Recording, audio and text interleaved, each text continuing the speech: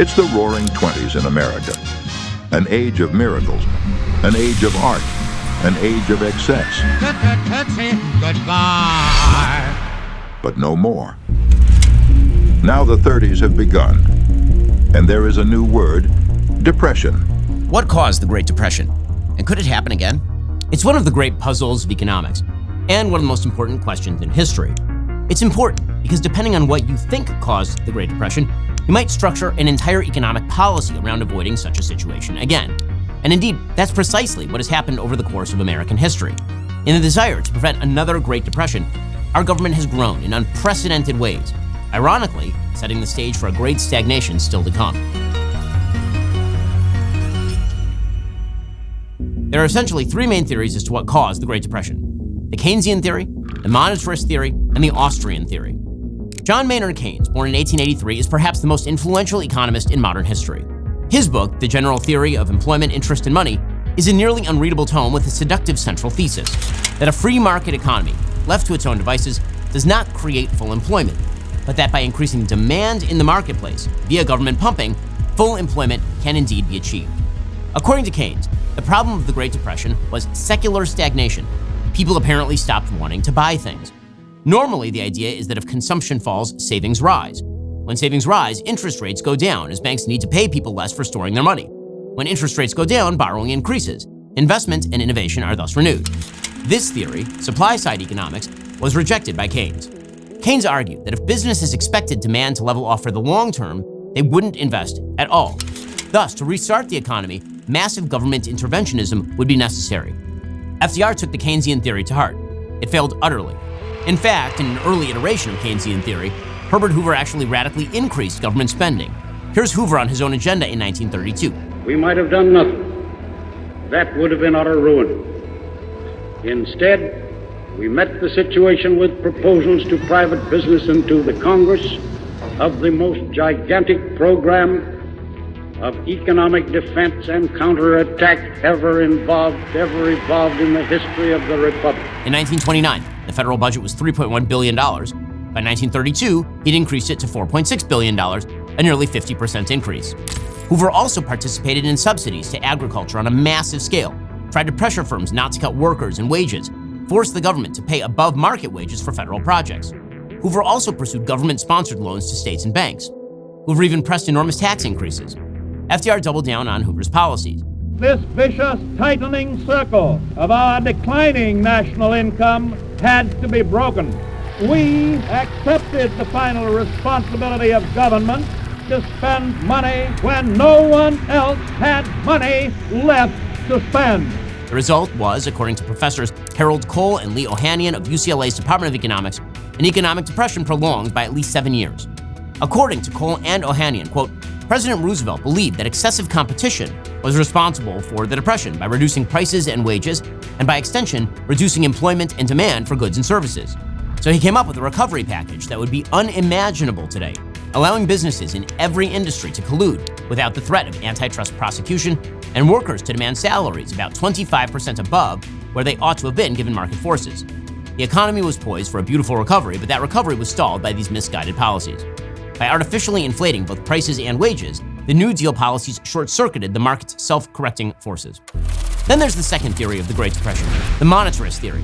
In their classic 1963 book, A Monetary History of the United States, Milton Friedman and Anna Schwartz suggested the Great Depression was caused by a drop in the stock of money. Banks began calling in loans in order to pay off their depositors, thus sucking liquidity out of the economy. This lack of monetary supply, they argued, led to a massive contraction as people hoarded the money they had. In the aftermath of the collapse of Keynesian theory of economics, thanks to stagflation in the 70s, in which money was injected into the system only to lead to high levels of inflation and economic stagnation, the monetarist theory became the way of the world. It remains the basis for Federal Reserve policy today, which seeks monetary stability. The final theory of the Great Depression is the Austrian theory. These economists believe that easy money policies essentially created a bubble prior to the Great Depression. That bursting bubble was then exacerbated by terrible economic policy. There's a debate among Austrian economists as to whether Milton Friedman's theory of monetary contraction was correct, or whether, as Murray Rothbard argued, the real problem was a lack of faith in the system from the population at large, that the Federal Reserve could not have stemmed by simply injecting more cash into the system. We'll get to more on this in a second. First, anybody with a basic understanding of economics can see the economy is not in amazing shape right now. I'm not saying that the plane is falling out of the sky, but just in case it were, you would want a parachute. Well, here is your economic parachute warning. I've been telling you for years, you need to diversify your portfolio with precious metals. If you'd listened to me years ago, you'd been better off. Birch Gold makes it easy to convert your IRA or 401k into a precious metals IRA. It's a smart way to protect your hard-earned savings from impending economic disaster. But hey, if protecting your financial future isn't motivation enough, how about this? Backed by popular demand, now through the end of the month, you can get your very own 24-karat gold-plated truth bomb on qualifying purchases.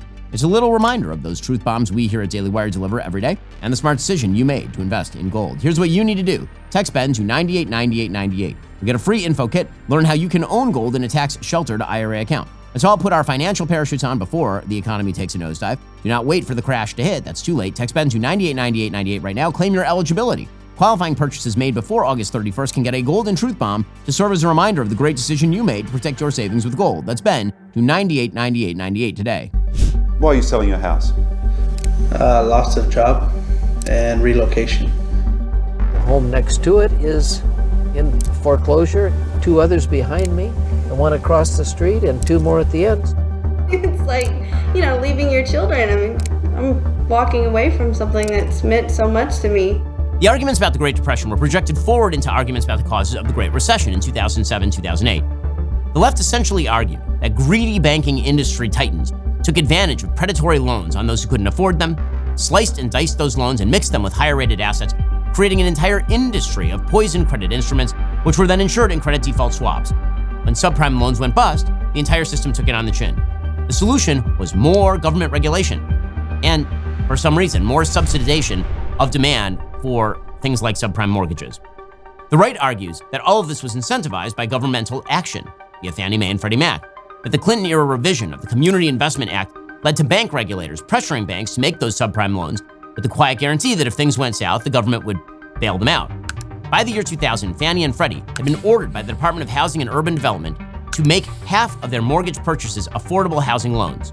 Total CRA lending spiked from $8 billion in 1991 to $4.5 trillion in 2007. By 1999, only 45% of residential mortgage loans acquired by Fannie and Freddie were solid prime loans. As Senator Phil Gramm, former Republican chairman of the Senate Banking Committee, and Mike Solon, former economic policy advisor to Mitch McConnell, wrote, quote, "The people who destroyed lending standards by driving subprime lending blamed banks, greed, deregulation for causing the financial crisis. But a review of banking laws adopted since 1980 reveals that not one single safety and soundness measure was repealed." We've risen from recession. We have the capacity to write our own future. We're better positioned than any other nation on earth. All these theories were tried out in the aftermath of the crash of 2008. The economic crash became a Great Recession thanks to the intervention of Barack Obama, who spiked spending, taxation, and regulation. He followed FDR's playbook. The result was the slowest economic recovery in modern American history. In 1994, the federal government spent about $1.5 trillion. In 2007, the federal government spent about $2.7 trillion. In 2009, that number jumped to $3.5 trillion and stayed around or above that number for the entirety of Barack Obama's presidency. To understand what bad depression policy looks like, it's also worth looking at 2 depressions that didn't happen. In 1907, the stock market cratered after a failed attempted takeover of United Copper. A consortium of major bankers led by J.P. Morgan came in and bought up all the troubled assets. John Rockefeller inserted an enormous amount of his own money into a troubled bank. The panic lasted precisely 1 month. In 1920, the markets entered a depression as the United States and the rest of the world exited the war economy of World War I.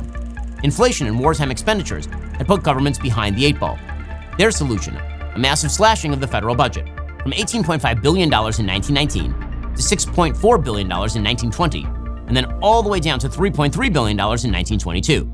The New York Fed, meanwhile, raised its discount rate despite a collapse in the monetary base. The unemployment rate spiked to 11.7% in 1921. It was down to 2.4% by 1923. As Robert P. Murphy of the Independent Energy Institute writes, the conclusion seems obvious to anyone whose mind is not firmly locked into the Keynesian or monetarist framework.